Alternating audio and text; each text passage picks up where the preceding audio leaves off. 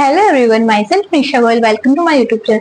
तो अपन देखने वाले हैं कि जो अपन ने जो कार्डिक साइकिल देखा था उसका अपन ग्राफिकल रिप्रेजेंटेशन देखेंगे। उसका जो ग्राफिकल रिप्रेजेंटेशन है उसको अपन किसके थ्रू देखते हैं? उसको अपन ईसीजी के थ्रू देते हैं। ईसीजी क्या? एक मशीन है जिसको अपन क्या बोलते हैं? इलेक्ट्रोकार्डियोग्राफ। और इसके अंदर जो ग्राफ बनता है उसको अपन क्या बोलते हैं? इलेक्ट्रोकार्डियोग्राम। तो आज का अपना टॉपिक क्या है? ECG.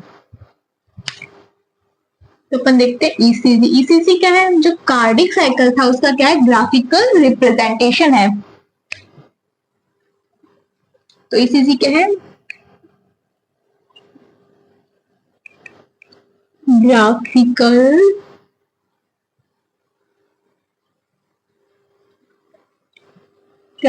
Representation of electrical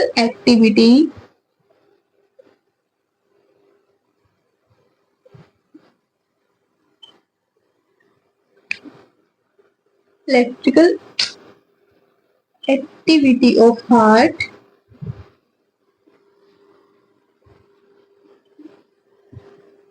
during a cardiac cycle. ये अपना जो कार्डिक साइकिल था उसके अंदर अपना जो हार्ट के अंदर कौन कौन सी एक्टिविटी होती है? जैसे कि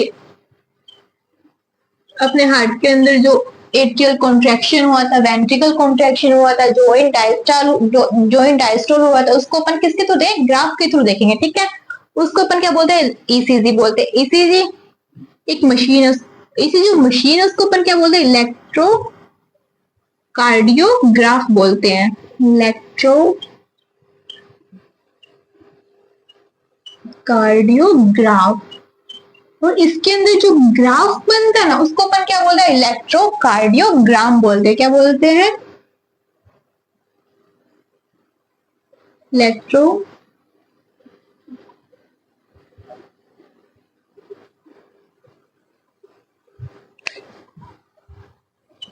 अपने को हार्ट की एक्टिविटी पता करने के लिए ना स्टैंडर्ड ईसीजी के अंदर क्या करते हैं? तीन लीड लगी होती है। दो तो अपने लगी होती है हाथ के अंदर, जो हाथ की जो कलाई है ना रिस्ट के अंदर, और एक लगी होती है अपने लेफ्ट लेग के अंदर।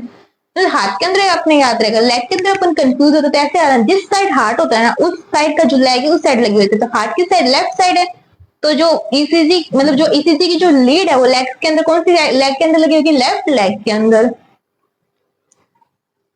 जो स्टैंडर्ड जो ईसीजी है उसके अंदर कितनी लीड होती है? 3 लीड।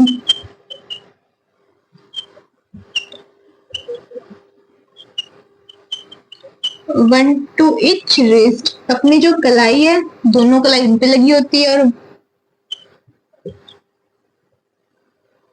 1 to left ankle. ठीक है,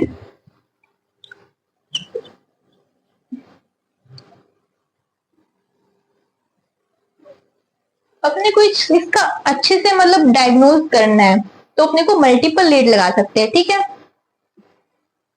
आजकल क्या करते हैं कि अच्छे से डायग्नोज करने के लिए चेस्ट के अंदर, हार्ट के अंदर, हर जगह लीड लगा देते हैं, तो उसको आप अच्छे से डायग्नोज कर सकते हैं अपने।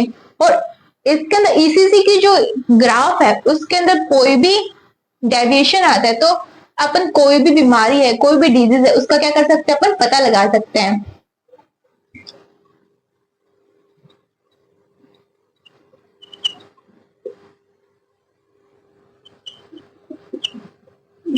डेविएशन इन, लिख दो इलेक्ट्रोकार्डियोग्राम।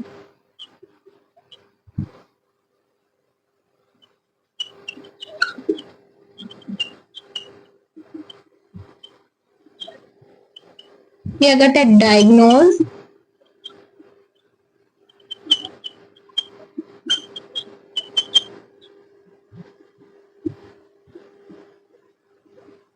जिस पर्सन को अच्छे से जो ईसीजी देखने आते हैं ना वो आसानी से ईसीजी के अंदर कोई भी डेविएशन को पहचान लेता है, और हार्ट का जो डिसऑर्डर उसको पता लग जाता है।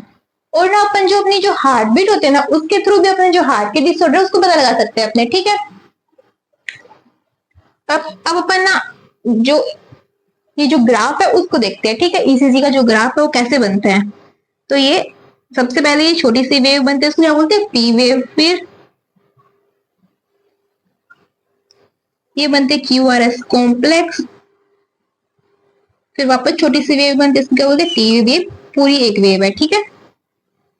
इसको अपन ने क्या बोला, P wave.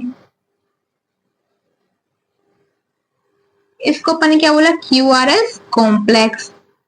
Q R S.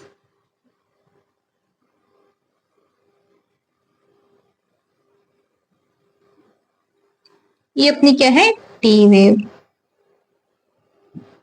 ये पी वेव किसको बताती है, ये बताती है डीपोलराइजेशन ऑफ एट्रिया।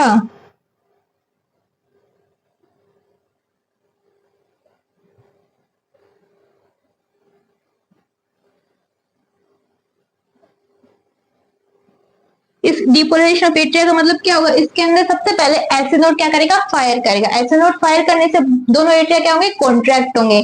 दोनों एट्रिया कॉन्ट्रैक्ट तो एट्रियल सिस्टोल, उसको हम कहते हैं पी वेव कहते हैं। कितना टाइम होता है, 0.1 सेकंड का टाइम है। तो depolarisation of atria, both atria contract.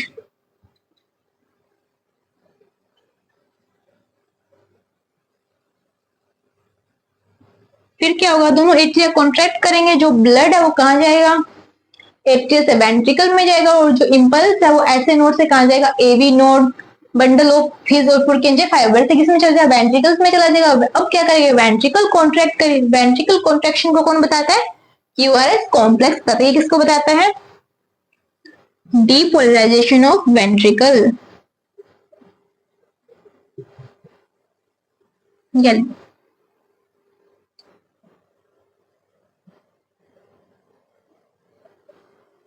Depolarisation of ventricle, इसके अंदर क्या होगा, दोनों वेंट्रिकल कॉन्ट्रैक्ट करेंगे।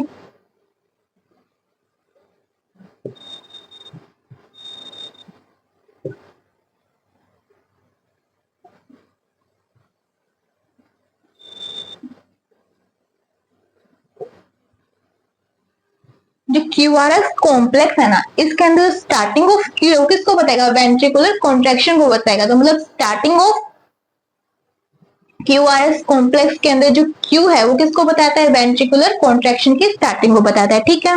कॉम्प्लेक्स के किसको बताएगा, क्यूआरएस कॉम्प्लेक्स है जो वेंट्रिकुलर कॉन्ट्रैक्शन है उसके इनिशिएशन को बताएगा। तो वेंट्रिकल के डिपोलराइजेशन को बताता है, दोनों वेंट्रिकल कॉन्ट्रैक्ट करेंगे। और ये किसको बताता है, जो इनिशिएशन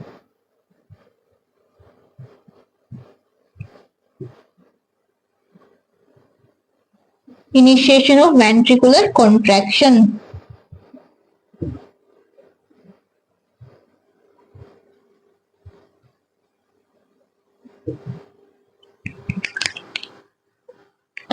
और जो क्यूआरएस कॉम्प्लेक्स है वो वेंट्रिकुलर कॉन्ट्रैक्शन के स्टार्टिंग को बताता है। तो स्टार्टिंग ऑफ, ये ना क्यूआरएस कॉम्प्लेक्स के बारे में चल रहा है।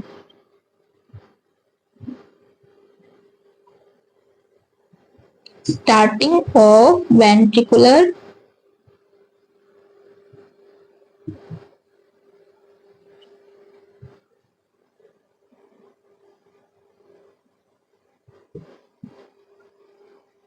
contraction shortly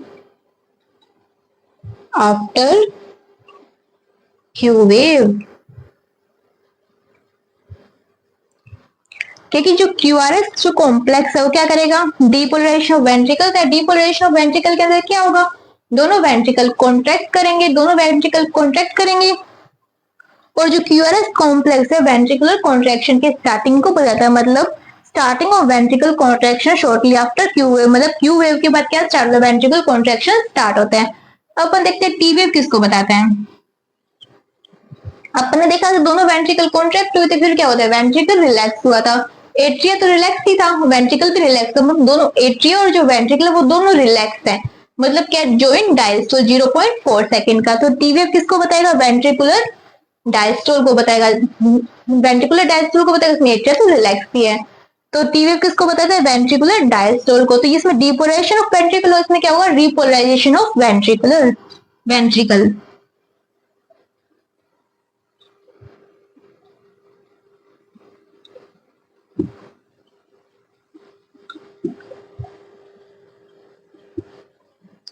repolarisation of ventricle को बताता है ये। इसमें क्या होगा, जो ये इंपल्स था वो क्या खत्म हो जाएगा, जो कॉन्ट्रैक्शन का जो इंपल्स था वो खत्म हो जाएगा। अब क्या होगा, रिलैक्सेशन होगा। अब क्या हो गया, वेंट्रिकल रिलैक्स होंगे।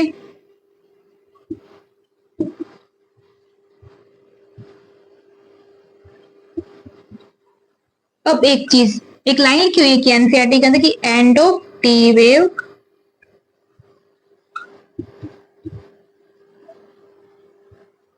Marks end of systole.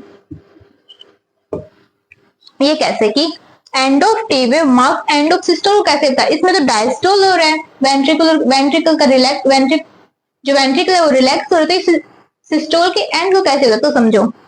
इसमें क्या हो, वेंट्रिकल कॉन्ट्रैक्ट है, वेंट्रिकल कॉन्ट्रैक्ट हो रहा है, कॉन्ट्रैक्ट हो रहा है, हो रहा है, वेंट्रिकल कॉन्ट्रैक्ट हो रहा है, ठीक है, होता है। इसमें जो टी वेव की जो स्टार्टिंग है उसमें क्या होगा, जो वेंट्रिकल है वो रिलैक्स होगा, वेंट्रिकल रिलैक्स हो रहा है, वेंट्रिकल रिलैक्स होते थे पूरा रिलैक्स, जहां वेंट्रिकल पूरा रिलैक्स होगा वहां पे वेंट्रिकल पूरा कॉन्ट्रैक्ट हो जाएगा।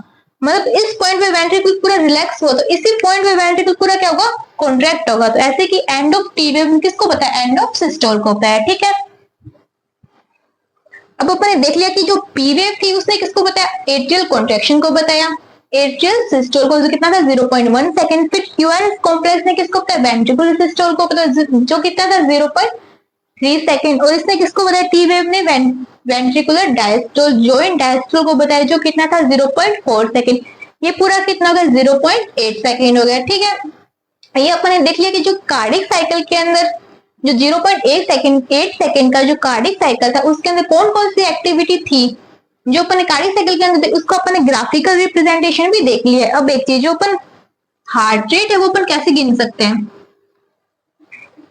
एक मिनट के अंदर हार्ट के अंदर एक मिनट के अंदर कितनी बार कार्डिक साइकिल होता है, 70 से 72 टाइम्स। उसके अंदर पी वेव भी आएगी, क्यूआरएस कॉम्प्लेक्स भी आएगा, टी वेव भी आएगी। या तो अपन पी वेव को गिन ले कितनी बार आ रही है, या अपन क्यूआरएस कॉम्प्लेक्स को गिन लिया, अपन टी वेव को गिन, इनको गिन के अपन किसको गिन सकते हैं, हार्ट रेट को गिन सकते हैं। लेकिन अपन किसको देखते हैं ज्यादा, अपन क्यूआरएस कॉम्प्लेक्स को देखते हैं। क्यों, क्योंकि जो वेंट्रिकुलर कॉन्ट्रैक्शन होता है ना वो क्या ज्यादा इंपॉर्टेंट होता है as compare to atrial contraction या वेंट्रिकुलर डायस्टोल से। क्यों, अपन ने जो कार्डिक आउटपुट या स्ट्रोक वॉल्यूम को डिफाइन किया था वो किससे डिफाइन किया था, वेंट्रिकुलर कॉन्ट्रैक्शन से डिफाइन किया था ना। मतलब वेंट्रिकुलर कॉन्ट्रैक्शन ज्यादा इंपॉर्टेंट है as compare to atrial contraction या जॉइंट डायस्टोल से। तो अपन क्यूआरएस कॉम्प्लेक्स को गिन के किसको गिनते हैं, हार्ट रेट को गिनते हैं।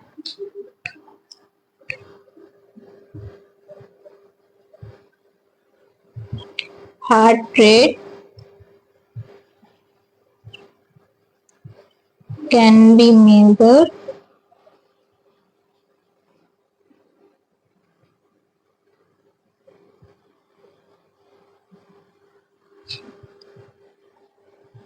by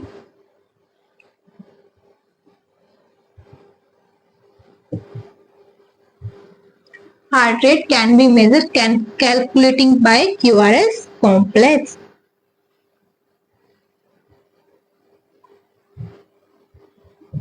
Complex in a 1 minute,